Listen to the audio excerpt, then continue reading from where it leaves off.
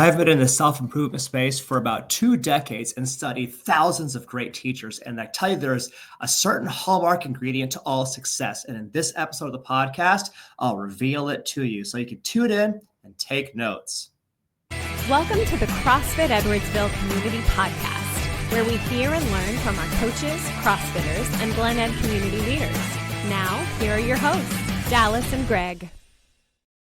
So being in the self-improvement space for, 2 decades, and then relentlessly learning from all the different masterful teachers in different areas and disciplines, whether it be masters of their craft in the health and fitness space, master nutrition coaches, or master just like life and performance coaches, from Tony Robbins to fill in the blank, like hundreds of different like gurus and leaders, thought leaders, guys that have achieved incredible amounts in their lives, the highest level performers in business and sports, Kobe Bryant, Jeff Bezos at Amazon. I've definitely noticed as I listen to all of these peak performers that there are certain themes that come up over and over and over again. And in fact, there might even be one hallmark theme or one hallmark ingredient that comes up more than any other. And I want to share that with you in this podcast, because part of what we do in this podcast is helping you know the absolute most important things that you need to know so you can make as much progress as possible, as fast as possible. One of the things that we do as coaches here at CrossFit is helping to fast track your progress so you make way more progress way faster than you could do on your own. We have the roadmap. We have the algorithm that can get you from A to B as fast as possible. Part of what I do in this podcast is synthesize those thought points, those strategies, those paradigms into short, easy to understand, actionable steps so that you can take steps today and make really meaningful, noticeable, tangible, visible improvement in your health, your fitness, and your life. So what is this hallmark ingredient that seems to come up more often than anything else? Well, Brian Tracy loves to tell this story about a time at some major event where Elon Musk and Jeff Bezos and Bill Gates, I think, were all sitting at the same table, and somebody at an adjacent table asked, what is the key to success? What is the secret to success? And all three of them turned to that person at the same time and said, focus. Now, my personal belief is that that story is completely made up and fabricated, and that never actually happened. But I bring it up because in some parallel universe where this actually happened, that probably would be the answer that they would have, because in studying peak level performers in all areas of life, they almost all universally, in some way or another, champion having a singular focus as one of their absolute key elements of success, meaning they know what they're looking to achieve, and they're really good at putting all their time, all their energy, all their effort into that thing. So, what does this mean for you? What's the actionable for you? Because it is quite possible that you can't go all in on just being healthy in your life, because you do have family responsibilities, you do have a job. So what's the real world application of this look like for you? Because you probably know, as an intelligent person, that the more you can focus on a great goal and put all of your energy toward it, your likelihood of success goes up dramatically. And I even put it this way, that all of success is more a game of subtraction than it is addition. The most successful people in any endeavor in this world are not people that are doing 25 things at 5 times the speed that you are. There are people who are doing 1 or 2 things all the time and ignoring everything else. That means that success is generally a game of subtraction versus addition. And again, I want to put this into the most practical terms possible so that you can actually walk away with actionable steps in all of this.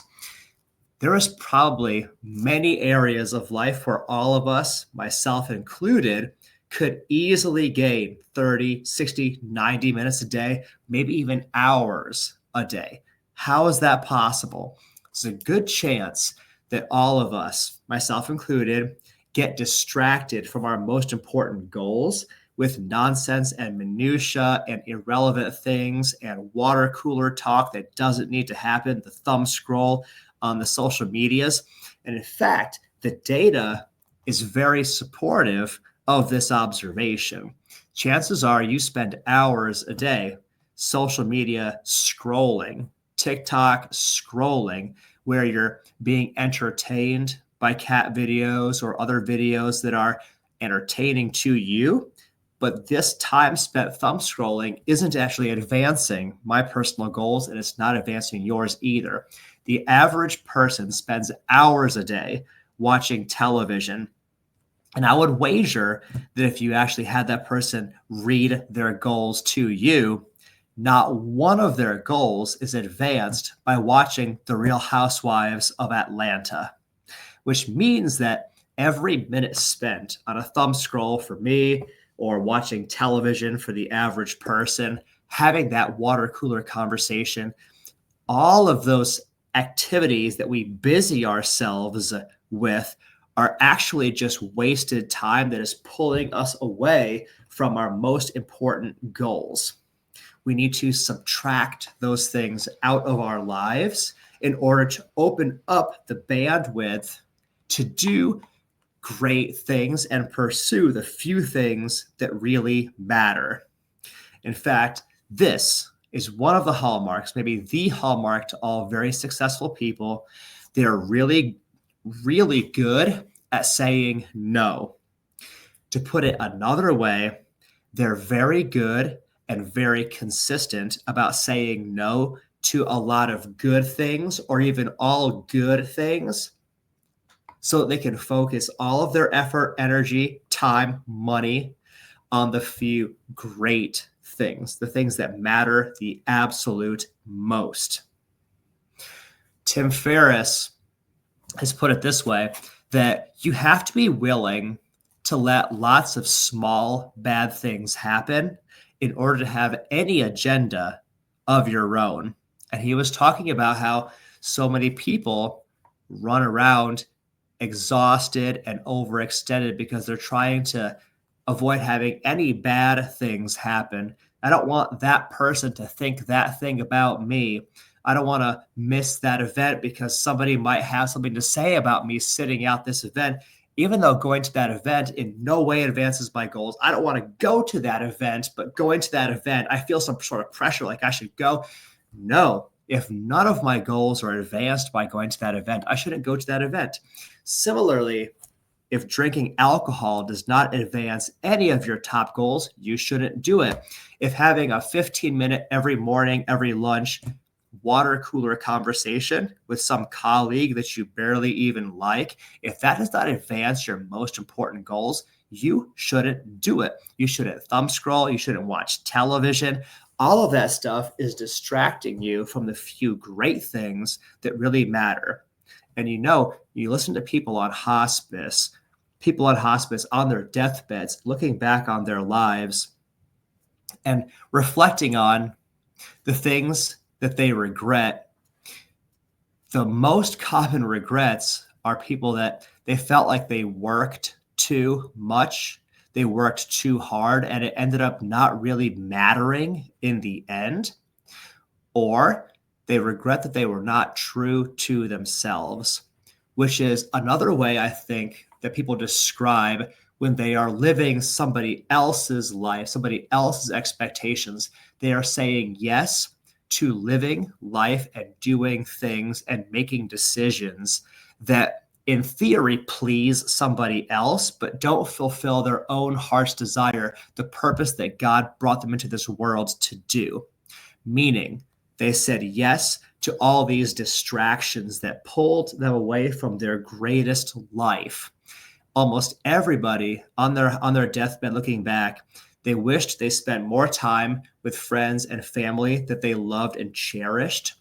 And they wish that they spent more time with their health, preserving and protecting their health so that they had a higher quality of life throughout their entire life. The quality of your life comes down to really the body that you live in. Do you enjoy and love the body that you live in? Is your body enabled and empowered to live a great life with no limitation? Do you feel good? Are you able to go out and express your greatest self? Your health is one of those key things that matters more than anything else. It also directly impacts your ability to fully go out and live your best life in terms of relationships, to be the parent you want to be the spouse you want to be the active person you want to be, eventually be the grandparent that you want to be. All of those things are a function of your health, your wellness, your longevity, the energy you have in your body, which means that in essence, the wisest choices, the wisest applications of time, energy, and effort are into being very healthy and having wonderful relationships with the people around you. That is the true value of health and fitness, that it allows you to maximize all of that and absolutely experience the best that life has to offer. And I hope that you actually take these things to heart and go out and do them. Say no to almost everything. Say no to all of the good things so you can say yes to a few great things. There's Derek Sievers, I believe is his name, says, if my answer is not a hell yes, my answer is a no. And I hope that you go out and live your life saying, I'm going to say no to almost everything so I have the time, energy, effort, bandwidth so I can say yes, so I can say hell yes to a few things that really matter. Hopefully this podcast has given you some clarity and a fresh perspective on how to get the absolute most out of life. I'd love to hear from you guys about it. You can post in the comments section below. Tell me what your key takeaway is in this. I want to hear from you. Or what are you going to say no to so you can say yes to a few great things? Love to hear from you. I thank you for the gift of your time and your attention, and we'll see you in the next episode. Thanks for listening to my dad's podcast. For more useful tools and guidance, go to CrossFitEdwardsville.com and feel free to like, share, subscribe, and leave your thoughts in the comment sections down below. See you in the next episode.